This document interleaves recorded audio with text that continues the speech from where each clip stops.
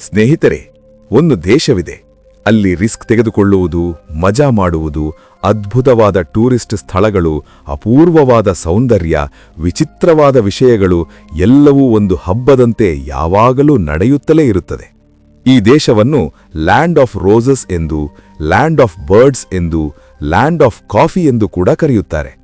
ಇಲ್ಲಿ ಒಂದು ವಿಶೇಷವಾದ ಜಾತಿ ಇದೆ. ಅವರು ಸರ್ಕಾರ ವಿಧಿಸುವ ನಿಯಮಗಳನ್ನಾಗಲಿ ಕಾನೂನುಗಳನ್ನಾಗಲಿ ಏನೂ ಪಾಲಿಸುವುದಿಲ್ಲ. ಇನ್ನೊಂದು ಪ್ರದೇಶವಿದೆ. ಅಲ್ಲಿ ಪುರುಷರು ಹೋಗುವುದು ಸಂಪೂರ್ಣವಾಗಿ ನಿಷೇಧ. ಏಕೆ ಎಂದು ನೀವು ಯೋಚಿಸುತ್ತಿದ್ದೀರಾ? ಇದೇ ಆ ದೇಶ. ಇಲ್ಲಿಂದಲೇ ಮಾನವತ್ವಕ್ಕೆ ಅಡಿಪಾಯ ಹಾಕಲ್ಪಟ್ಟಿದೆ. ಆರ್ಥಿಕವಾಗಿ ಬಡದೇಶವೇ ಆದರೂ 4 ದಿಕ್ಕುಗಳಲ್ಲೂ ಸಂತೋಷವನ್ನು ಚೆಲ್ಲುತ್ತಾ ಇರುತ್ತದೆ. ಇಲ್ಲಿ ಪ್ಲಾಸ್ಟಿಕ್ ಬ್ಯಾಗ್ಗಳನ್ನು ಬಳಸಿದರೆ ಜೈಲು ಶಿಕ್ಷೆ ಕೂಡ ಬೀಳಬಹುದು. ಆದರೆ ಸ್ವಲಿಂಗ ಸಂಬಂಧಗಳನ್ನು ಇನ್ನೂ ಪಾಪವಾಗಿ ನೋಡುತ್ತಾರೆ. ಸ್ನೇಹಿತರೆ, ನಾವು ಮಾತನಾಡುತ್ತಿರುವುದು ಕೆನ್ಯಾ ದೇಶದ ಬಗ್ಗೆ. ಆದರೆ ವಿಡಿಯೋವನ್ನು ಮೊದಲು ಮಾಡುವುದಕ್ಕೆ ಮುಂಚೆ ನಮ್ಮ ಚಾನಲ್ ಅನ್ನು ನೀವು ಮೊದಲ ಬಾರಿ ನೋಡುತ್ತಿದ್ದರೆ ಸಬ್ಸ್ಕ್ರೈಬ್ ಮಾಡಿ, ಬೆಲ್ ಐಕಾನ್ ಅನ್ನು ಒತ್ತಿ. ಆಗ ಮಿಸ್ ಆಗದಂತೆ ಎಲ್ಲಾ ವಿಡಿಯೋಗಳು ನಿಮಗೆ ನೋಟಿಫಿಕೇಶನ್ ಬರುತ್ತವೆ. ಸ್ನೇಹಿತರೆ, ಈಸ್ಟ್ ಆಫ್ರಿಕಾದಲ್ಲಿ ಒಂದು ಅಪೂರ್ವವಾದ ದೇಶ ಕೆನ್ಯಾ. ಇದನ್ನು ಅಧಿಕೃತವಾಗಿ ರಿಪಬ್ಲಿಕ್ ಆಫ್ ಕೆನ್ಯಾ ಎಂದು ಕರೆಯುತ್ತಾರೆ. ಉತ್ತರ ಸರಿಹದ್ದುಗಳು ಸೌತ್ ಸುದಾನ್, ಇಥೋಪಿಯಾದೊಂದಿಗೆ, ತೂರ್ಪು ಸೋಮಾಲಿಯಾದೊಂದಿಗೆ, ಪಶ್ಚಿಮ ಯುಗಾಂಡಾದೊಂದಿಗೆ, ದಕ್ಷಿಣ ತಾಂಜಾನಿಯಾದೊಂದಿಗೆ ಮುದ್ದುಲಾಡುತ್ತವೆ. ಕೆನ್ಯಾ ಜನಸಂಖ್ಯೆ ಸುಮಾರು 5,64,32,000 ಮಂದಿ. ಜನಸಂಖ್ಯೆಯಲ್ಲಿ ಪ್ರಪಂಚದಲ್ಲಿ 26ನೇ ಸ್ಥಾನ. ಆಫ್ರಿಕಾದಲ್ಲಿ 7ನೇ ಅತಿ ಹೆಚ್ಚು ಜನಸಂಖ್ಯೆಯುಳ್ಳ ದೇಶ ಇದು. 5,80,367 ಚದರ ಕಿಲೋಮೀಟರ್ಗಳ ವಿಸ್ತೀರ್ಣದಲ್ಲಿ ವಿಸ್ತರಿಸಿದೆ. ಚದರ ಕಿಲೋಮೀಟರ್ಗೆ ಸುಮಾರು 999 ಮಂದಿ ನಗುತ್ತಾ, ಹಾಡುತ್ತಾ, ಆನಂದದಿಂದ ಜೀವನ ಸಾಗಿಸುತ್ತಾ ಕಾಣಿಸುತ್ತಾರೆ. ಕೆನ್ಯಾ ಈಗ ಬಡದೇಶವಾಗಿ ಗುರುತಿಸಿಕೊಂಡಿದ್ದರೂ ಪ್ರಪಂಚದ ಅತ್ಯಂತ ಸಂತೋಷವಂತ ದೇಶಗಳಲ್ಲಿ ಒಂದಾಗಿ ಲೆಕ್ಕ ಹಾಕಲ್ಪಡುತ್ತದೆ. ಇಲ್ಲಿ ಧನಿಕನಾದರೂ ಬಡವನಾದರೂ ಪ್ರತಿಯೊಬ್ಬರ ಮುಖದಲ್ಲಿ ಮನೋಹರವಾದ ಚಿರುನಗುವಿರುತ್ತದೆ. ತಾವು ಸಂತೋಷವಾಗಿರುವುದು ಮಾತ್ರವಲ್ಲ, ಇತರರನ್ನು ಸಂತೋಷಪಡಿಸುವ ಪ್ರಯತ್ನ ಮಾಡುತ್ತಾರೆ. ಇಲ್ಲಿ ನಿಮಗೆ ಬಹಳ ಬಡವರು ಅಥವಾ ಬಹಳ ಧನವಂತರು ಮಾತ್ರ ಕಾಣಿಸುತ್ತಾರೆ. ಮಧ್ಯತರಗತಿ ಕುಟುಂಬಗಳ ಸಂಖ್ಯೆ ಸ್ವಲ್ಪ ಕಡಿಮೆಯೇ. ಈಗ ನಗುಗಳು, ಆನಂದಗಳು ಮಾತ್ರ ಕಾಣಿಸಿದರೂ ಕೆನ್ಯಾ ತನ್ನ ಚರಿತ್ರೆಯಲ್ಲಿ ಬಹಳ ಬಾಧೆಗಳನ್ನು ಎದುರಿಸಿದೆ.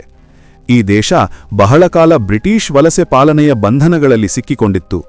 ಸುಮಾರು 68 ವರ್ಷಗಳ ಕಾಲ ಬ್ರಿಟಿಷರು ಇಲ್ಲಿ ಪಾಲನೆ ಮಾಡಿದ್ದರು.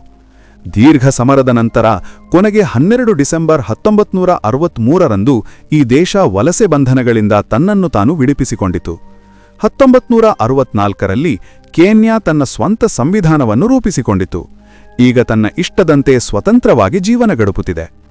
ಅಭಿವೃದ್ಧಿ ವಿಷಯದಲ್ಲಿ ಸ್ವಲ್ಪ ಹಿಂದುಳಿದಂತೆ ಕಾಣಿಸಿದರೂ 2017ರಿಂದ 2020ರವರೆಗೆ 4 ವರ್ಷಗಳು ಸತತವಾಗಿ ಪ್ರಪಂಚ ಟ್ರಾವೆಲ್ ಅವಾರ್ಡ್ನಿಂದ ಸತ್ಕರಿಸಲ್ಪಟ್ಟಿದೆ. ಈ ದೇಶದಲ್ಲಿ ಪರ್ಯಟಕರ ಮೇಳ ಯಾವಾಗಲೂ ನಡೆಯುತ್ತಲೇ ಇರುತ್ತದೆ. ಏಷ್ಯಾಕ್ಕಿಂತ ಯುರೋಪ್ ದೇಶಗಳಿಂದ ಹೆಚ್ಚು ಮಂದಿ ಇಲ್ಲಿಗೆ ಬಂದು ನೋಡಬೇಕೆಂದು ಬಯಸುತ್ತಾರೆ. ಕಾರಣ ಕೇವಲ ಸಹಜ ಸೌಂದರ್ಯ ಮಾತ್ರವಲ್ಲ, ಇಲ್ಲಿಯ ಹುಡುಗಿಯರು ಕೂಡ ಪ್ರಧಾನ ಕಾರಣ. ಅವರು ಡಸ್ಕಿ ಬ್ಯೂಟಿಗಳ ಖಜಾನ. ಮುದುರು ಬಣ್ಣದ ಚರ್ಮ, ಗೋಧುಮ ಬಣ್ಣದ ಕಣ್ಣುಗಳು, ಮನೋಹರವಾದ ಚಿರುನಗು ನೋಡಿದರೆ ಯಾವ ಹುಡುಗನಾದರೂ ತನ್ನ ಹೃದಯ ಕಳೆದುಕೊಳ್ಳುತ್ತಾನೆ. ಕೆನ್ಯಾ ಹುಡುಗಿಯರು ಬಹಳ ಸ್ನೇಹಪರರು, ಸರಳ ಸ್ವಭಾವದವರು. ಸ್ಥಳೀಯರಾಗಲಿ ಪರ್ಯಟಕರಾಗಲಿ ಪ್ರತಿಯೊಬ್ಬರೊಂದಿಗೆ ಸ್ನೇಹ ಮಾಡುತ್ತಾರೆ. ಮನಸಾರ ಗೌರವದಿಂದ ಪ್ರೀತಿಯಿಂದ ಮಾತನಾಡಿದರೆ ಸಾಕು. ಕೆನ್ಯಾ ಪುರುಷರಿಗೆ ಸ್ವರ್ಗದಂತಿದೆ. ಏಕೆಂದರೆ ಒಬ್ಬ ಪುರುಷ ತನಗೆ ಬೇಕಾದಷ್ಟು ಹೆಂಡತಿಯರನ್ನು ಮಾಡಿಕೊಳ್ಳಬಹುದು. ಹೌದು, ಒಬ್ಬ ವ್ಯಕ್ತಿ 1, 2, 3, 4 ಎಷ್ಟು ಬೇಕಾದರೂ ಹೆಂಡತಿಯರನ್ನು ಇಟ್ಟುಕೊಳ್ಳಬಹುದು. ಮೊದಲ ಹೆಂಡತಿಯರು ಅಡ್ಡಿ ಹೇಳಲಾರರು. ಇನ್ನೂ ಈ ದೇಶದಲ್ಲಿ ಕಟ್ನಂ ಕಾಣುಕೆಗಳು ಇರುವ ವ್ಯವಸ್ಥೆ ಇದೆ. ಆದರೆ ಅದರಲ್ಲಿ ಸ್ವಲ್ಪ ಟ್ವಿಸ್ಟ್ ಇದೆ. ಬಹಳ ಜಾಗಗಳಲ್ಲಿ ಮದುವೆಯಾದಾಗ ಹುಡುಗಿ ಪಕ್ಷದಿಂದ ಹುಡುಗನಿಗೆ ಕಾರು, ಬೈಕ್ ಮುಂತಾದ ಬಹುಮಾನಗಳನ್ನು ಕೊಡುತ್ತಾರೆ. ಆದರೆ ಕೆನ್ಯಾದಲ್ಲಿ ಹುಡುಗನ್ ಮೇಲೆ ಕಟ್ನಂ ಕಾಣುಕೆಗಳ ಭಾರ ಬೀಳುತ್ತದೆ. ಹುಡುಗ ಹುಡುಗಿಗೆ 10 ಆವುಗಳನ್ನು ಕೊಡಬೇಕು. ಯಾರಾದರೂ ಧನಿಕರಾಗಿದ್ದರೆ ಆವುಗಳ ಜೊತೆಗೆ ಎಮ್ಮೆಗಳು, ಒಂಟೆಗಳನ್ನು ಕೊಡಬಹುದು. ಇಂತಹ ಒಂದು ಆಸಕ್ತಿಕರವಾದ ಕಥೆ ಅಮೆರಿಕ ಮಾಜಿ ಅಧ್ಯಕ್ಷ ಬರಾಕ್ ಒಬಾಮಾರೊಂದಿಗೆ ಸಂಬಂಧಪಟ್ಟಿದೆ. ಕೆನ್ಯಾದಲ್ಲಿ ಒಬ್ಬ ನ್ಯಾಯವಾದಿ ಬರಾಕ್ ಒಬಾಮಾಗೆ 50 ಆವುಗಳು, 70 ಗೊರ್ರೆಗಳು, 30 ಮೇಕೆಗಳು ಕೊಡುತ್ತೇನೆ ಎಂದು ಹೇಳಿ ಬದಲಿಗೆ ಒಬಾಮಾ ಮಗಳ ಕೈ ಕೇಳಿದ್ದರು. ವಿಧಿ ಬಾಗಿಲು ತೆರೆಯಲಿಲ್ಲವಾದರೂ ಈ ಸುದ್ದಿ ಬಹಳ ವೈರಲ್ ಆಯಿತು. ನಿಮಗೆ ತಿಳಿದಿದೆಯಾ ಕೆನ್ಯಾಕ್ಕೆ ಈ ಹೆಸರು ಹೇಗೆ ಬಂದಿತು? ಕೆನ್ಯಾದಲ್ಲಿ ಮೌಂಟ್ ಕೆನ್ಯಾ ಎಂಬ ಅತ್ಯುನ್ನತ ಶಿಖರವಿದೆ. ಆಫ್ರಿಕಾದಲ್ಲಿ 2ನೇ ಅತಿ ಎತ್ತರದ ಶಿಖರ ಇದು. ಇದರ ಎತ್ತರ ಸುಮಾರು 5199 ಮೀಟರ್ಗಳು.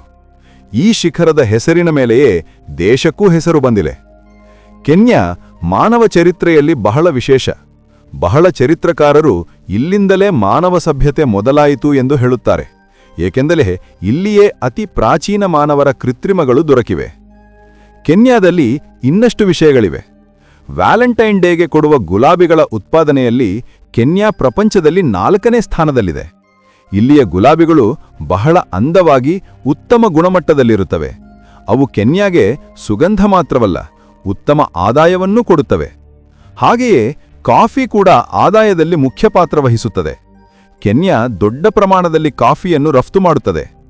ಈ ದೇಶದ ಆರ್ಥಿಕ ವ್ಯವಸ್ಥೆಗೆ ಟೂರಿಸಂ, ಉಷ್ಣಮಂಡಲ ಫಲಗಳು, ಪೆಟ್ರೋಲಿಯಂ, ಸಾರಿಗೆ, ಇನ್ಫ್ರಾಸ್ಟ್ರಕ್ಚರ್, ತಯಾರಿ, ವ್ಯವಸಾಯ ಮುಂತಾದ ವಿವಿಧ ಕ್ಷೇತ್ರಗಳು ಬಲವಾದ ಬೆಂಬಲ ನೀಡುತ್ತವೆ. ಪರ್ಯಟಕರು ಕೂಡ ಆದಾಯಕ್ಕೆ ಉತ್ತಮ ಸಹಕಾರ ನೀಡುತ್ತಾರೆ. ಆದರೆ ಇಲ್ಲಿ ಸರ್ಕಾರಿ ಸಾರಿಗೆ ಸೌಕರ್ಯ ಏನೂ ಇರುವುದಿಲ್ಲ. ಒಂದು ಕಡೆಯಿಂದ ಮತ್ತೊಂದು ಕಡೆಗೆ ಹೋಗಬೇಕಾದರೆ ವ್ಯಾನ್ಗಳನ್ನು ಆಶ್ರಯಿಸಬೇಕು. ಆ ಚಿಕ್ಕ ಚಿಕ್ಕ ವ್ಯಾನ್ಗಳಲ್ಲಿ ಸುಮಾರು 19 ಮಂದಿಯನ್ನು ತುಂಪುಲಾಗಿ ಕೂರಿಸುತ್ತಾರೆ. ಇದು ಬಹಳ ಆಶ್ಚರ್ಯಕರವಾದ ವಿಷಯ ಕದ್ದಾ.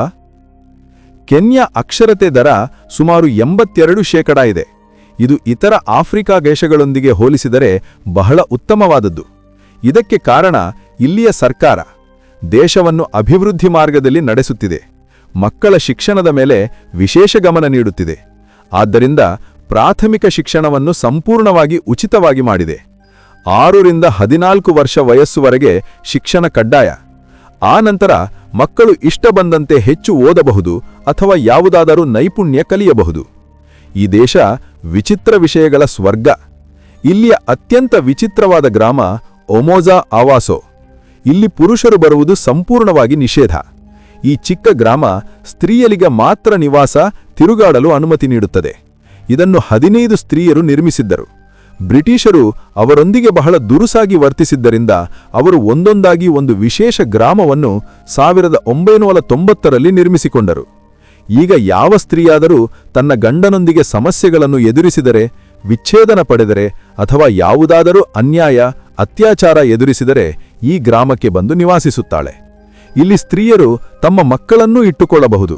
ಆದರೆ ಮಗನು 18 ವರ್ಷ ಪೂರ್ಣಗೊಂಡ ನಂತರ ಹೊರಕ್ಕೆ ಕಳುಹಿಸಬೇಕು. ಕೆನ್ಯಾ ತನ್ನ ಮಸಾಯಿ ಬುಡಕಟ್ಟು ಜನರಿಗಾಗಿ ಕೂಡ ಪ್ರಸಿದ್ಧವಾಗಿದೆ. ಈ ಬುಡಕಟ್ಟುವಾರು ಹೊರಗಿನ ಜನರಿಂದ ದೂರವಾಗಿರುತ್ತಾರೆ. ಅವರಿಗೆ ಬೇರೆ ಒಂದು ಪ್ರಪಂಚವಿದೆ. ಅಲ್ಲಿ ಸರ್ಕಾರಿ ಆದೇಶಗಳು ನಡೆಯುವುದಿಲ್ಲ, ಕಾನೂನುಗಳನ್ನೂ ಪಾಲಿಸುವುದಿಲ್ಲ. ಈ ಬುಡಕಟ್ಟಿಗೆ ನಾಯಕ ಪೆದ್ದರು ಒಬ್ಬರು ಇರುತ್ತಾರೆ. ಅವರು ಎಲ್ಲರನ್ನೂ ಮಾರ್ಗದರ್ಶನ ಮಾಡುತ್ತಾರೆ. ಅವರು ಆನಂದದಿಂದ ಜಂಗಲ್ನಲ್ಲಿ ದೂರವಾಗಿ ಜೀವನ ಗಡುಪುತ್ತಾರೆ. ಈ ಬುಡಕಟ್ಟಿನಲ್ಲಿ ಇನ್ನೂ ಸ್ತ್ರೀಯರನ್ನು ಪುರುಷರಿಗಿಂತ ಕಡಿಮೆಯಾಗಿ ನೋಡುತ್ತಾರೆ. ಕೆನ್ಯಾ ಜನರು ಕೊಂಚ ಹಳೆಯ ಆಲೋಚನೆಗಳು ಇರುವಂತೆ ಭಾವಿಸುತ್ತಾರೆ. ಇದಕ್ಕೆ ಜೀವಂತ ಉದಾಹರಣೆ ಸ್ವಲಿಂಗ ಸಂಬಂಧಗಳನ್ನು ತಿರಸ್ಕರಿಸುವುದು. ಕೆನ್ಯಾದಲ್ಲಿ ಇನ್ನೂ ಸ್ವಲಿಂಗ ಸಂಬಂಧಗಳನ್ನು ಪಾಪವಾಗಿ ನೋಡುತ್ತಾರೆ. ಆದ್ದರಿಂದ ಇಲ್ಲಿ ನಿಮಗೆ ಎಲ್ಲಿಯೂ ಸ್ವಲಿಂಗ ಜೋಡಿಗಳು ಕಾಣಿಸುವುದಿಲ್ಲ, ಪ್ಲಾಸ್ಟಿಕ್ ಬ್ಯಾಗ್ಗಳು ಕಾಣಿಸುವುದಿಲ್ಲ. ಕೆನ್ಯಾ ಬಡದೇಶವಾದರೂ ದೇಶವನ್ನು ಶುಭ್ರವಾಗಿಡುವುದು ಅವರ ಗುರಿ. ಆದ್ದರಿಂದ ಸರ್ಕಾರ ಪ್ಲಾಸ್ಟಿಕ್ ಬ್ಯಾಗ್ಗಳನ್ನು ಸಂಪೂರ್ಣವಾಗಿ ನಿಷೇಧಿಸಿದೆ. ಯಾರಾದರೂ ತಪ್ಪಾಗಿ ಪ್ಲಾಸ್ಟಿಕ್ ಬ್ಯಾಗ್ನೊಂದಿಗೆ ಕಾಣಿಸಿದರೆ ಜೈಲು ಶಿಕ್ಷೆ ಬೀಳಬಹುದು, ಭಾರೀ ಜರಿಮಾನವನ್ನು ವಿಧಿಸಬಹುದು. ಆದ್ದರಿಂದ ಇಲ್ಲಿಗೆ ಬಂದಾಗ ಪ್ಲಾಸ್ಟಿಕ್ ಬ್ಯಾಗ್ಗಳಿಂದ ದೂರವಾಗಿರಿ. ಇನ್ನು ಹಂಟಿಂಗ್ ಶಾಕ್ ಇದ್ದರೆ ಅದನ್ನು ಮನೆಯಲ್ಲೇ ಬಿಡಿ. ಏಕೆಂದರೆ ಇಲ್ಲಿ ಹಂಟಿಂಗ್ ಅಂದರೆ ಜೀವಜಂತುಗಳನ್ನು ಕೊಲ್ಲುವುದು ಕಾನೂನು ವಿರುದ್ಧ. ಆದರೆ ಸಫಾರಿ ಆನಂದವನ್ನು ಮಾತ್ರ ತೆಗೆದುಕೊಳ್ಳಬಹುದು. ಆದರೆ ಜೀವಜಂತುಗಳಿಗೆ ಯಾವುದೇ ನಷ್ಟ ಉಂಟು ಮಾಡಕೂಡದು. ಕೆನ್ಯಾದಲ್ಲಿ ಕ್ರಿಕೆಟ್, ರ್ಯಾಲಿ, ಫುಟ್ಬಾಲ್, ರಗ್ಬಿ, ಹಾಕಿ, ಬಾಕ್ಸಿಂಗ್ ಮುಂತಾದ ಕ್ರೀಡೆಗಳ ಮೇಲೆ ಬಹಳ ಆಸಕ್ತಿ ಇದೆ. ಆದರೆ ನಿಮಗೆ ಇಲ್ಲಿಯ ಆಹಾರಗಳನ್ನು ನೋಡಿದ್ರೆ ಕ್ರೀಡೆಗಳಿಗಿಂತ ಹೆಚ್ಚು ಇಷ್ಟಪಡುತ್ತೀರಿ. ಏಕೆಂದರೆ ಕೆನ್ಯಾದಲ್ಲಿ ಒಂದೊಂದು ಅದ್ಭುತವಾದ ವಂಟಕಗಳನ್ನು ತಯಾರಿಸಿ ತಿನಿಸುತ್ತಾರೆ. ಉಗಾಲಿ, ಗತ್, ನ್ಯಾಮ, ಕೋಮಾ, ಚಪಾತಿ, ಪುಲಾವ್, ಚಿಕನ್ ಬಿರಿಯಾನಿ ಮುಂತಾದ ರುಚಿಕರವಾದ ವಂಟಕಗಳು ನಿಮ್ಮ ಹೊಟ್ಟೆಯನ್ನು ಸಂತೋಷಪಡಿಸುತ್ತವೆ. ಇಲ್ಲಿಯ ಜನರು ದಿನವನ್ನು ಚಾಯ್ ಚುಸ್ಕಿಗಳೊಂದಿಗೆ ಮೊದಲು ಮಾಡುತ್ತಾರೆ. ಈ ದೇಶದಲ್ಲಿ ಕಾಫಿ ಉತ್ಪಾದನೆ ಬಹಳ ಎಚ್ಚರಿಕೆ ಇದ್ದರೂ ಜನರಿಗೆ ಚಾಯ್ ಮೇಲೆಯೇ ಮಕ್ಕುವ. ಬೆಳಗ್ಗೆ, ಸಾಯಂಕಾಲ, ಮಧ್ಯಾಹ್ನ, ರಾತ್ರಿ ಯಾವಾಗಲೂ ಮೂಡ್ ಬಂದಾಗ ತೆಗೆದುಕೊಳ್ಳುವುದು ಇಷ್ಟಪಡುತ್ತಾರೆ. ಚಾಯ್ನ ಜೊತೆಗೆ ಬೀರ್ ಕೂಡ ಇಲ್ಲಿಯ ಜನರಿಗೆ ಬಹಳ ಇಷ್ಟ. ಕೆನ್ಯಾವನ್ನು ಲ್ಯಾಂಡ್ ಆಫ್ ಬರ್ಡ್ಸ್ ಎಂದು ಕರೆಯುತ್ತಾರೆ, ಏಕೆಂದರೆ ಇಲ್ಲಿ 1000ಕ್ಕೂ ಹೆಚ್ಚು ಪಕ್ಷಿ ಜಾತಿಗಳನ್ನು ನೋಡಬಹುದು. ಇಲ್ಲಿಯ ಜನರು ಬಹಳ ಮೂಢನಂಬಿಕೆಗಳಿರುವಂತೆ ಭಾವಿಸುತ್ತಾರೆ. ಅವರಲ್ಲಿ ಒಂದು ಆಚಾರವಿದೆ, ಮೀನುಗಳು ಎಲ್ಲಾ ಕೆಟ್ಟ ಕಣ್ಣುಗಳನ್ನು ತೊಲಗಿಸುವುದು ಎಂದು. ಆದ್ದರಿಂದ ಮನೆ ನಿರ್ಮಿಸುವಾಗ ಮನೆಯ ಗೋಡೆಗಳಲ್ಲಿ ಮೀನಿನ ಎಲುಬುಗಳನ್ನು ಸೇರಿಸುವುದನ್ನು ಮರೆಯುವುದಿಲ್ಲ. ಅದರಿಂದ ಮನೆ ಎಲ್ಲಾ ಕೆಟ್ಟ ಶಕ್ತಿಗಳಿಂದ ರಕ್ಷಣೆ ಪಡೆಯುತ್ತದೆ. ಬರುವುದು ಕೆನ್ಯಾ ಅಂದಗಳು ಮತ್ತು ಅಪೂರ್ವವಾದ ದೃಶ್ಯಗಳೊಂದಿಗೆ ನಿಮ್ಮನ್ನು ಪರಿಚಯಿಸುತ್ತೇವೆ. ಮೊದಲು ಮಸಾಯಿ ಮಾರಾ. ಕೆನ್ಯಾದಲ್ಲಿ ಅತ್ಯಂತ ಪ್ರಸಿದ್ಧವಾದ ಸಫಾರಿ ಸ್ಥಳ ಇದು. ಇಲ್ಲಿ ಎಲ್ಲಾ ರೀತಿಯ ಜೀವಜಂತುಗಳನ್ನು ನೋಡಬಹುದು. ಆದರೆ ಇಲ್ಲಿಗೆ ಬರುವುದಕ್ಕೆ ಉತ್ತಮ ಸಮಯ ಜುಲೈ ಅಥವಾ ಆಗಸ್ಟ್ನಿಂದ ಸೆಪ್ಟೆಂಬರ್ವರೆಗೆ. ಈ ಸಮಯದಲ್ಲಿ ನೂರಾರು ವಲಸೆ ಜೀವಜಂತುಗಳು ತಂಜಾನಿಯಾ ಸರಿಹದ್ದನ್ನು ದಾಟಿಕೊಂಡು ಬರುತ್ತವೆ. ಅವುಗಳಲ್ಲಿ ವೈಲ್ಡ್ ಬೀಸ್ಟ್ ಕೂಡ ಇರುತ್ತವೆ. ಕೆನ್ಯಾ ರಾಜಧಾನಿ ನೈರೋಬಿಗೆ ವಾಯುವ್ಯ ದಿಕ್ಕಿನಲ್ಲಿ ರಿಫ್ಟ್ ವ್ಯಾಲಿ ವಿಸ್ತರಿಸಿದೆ. ಇದರ ಅಂದವಾದ ಸರೋವರಗಳು ಪಕ್ಷಿಗಳಿಗಾಗಿ ಬಹಳ ಪ್ರಸಿದ್ಧ. ಇಲ್ಲಿ ಕೆಲವೊಮ್ಮೆ 10 ಲಕ್ಷಕ್ಕೂ ಹೆಚ್ಚು ಫ್ಲೆಮಿಂಗೋ ಪಕ್ಷಿಗಳು ಸರೋವರದ ಮೇಲೆ ಬಂದು ಸೇರಬಹುದು. ಇನ್ನು ಪೆಲಿಕನ್ ಮುಂತಾದ ಪಕ್ಷಿಗಳ ಮೇಳವೂ ನಡೆಯುತ್ತದೆ. ಇದು ಫೋಟೋಗ್ರಫಿಗೆ ಅತ್ಯುತ್ತಮ ಸಮಯ. ಸ್ನೇಹಿತರೆ, ಮನಸ್ಸು ಶಾಂತಿ ಬೇಕಾದರೆ ಡಯಾನಿ ಬೀಚಿಗೆ ಹೋಗಬೇಕು.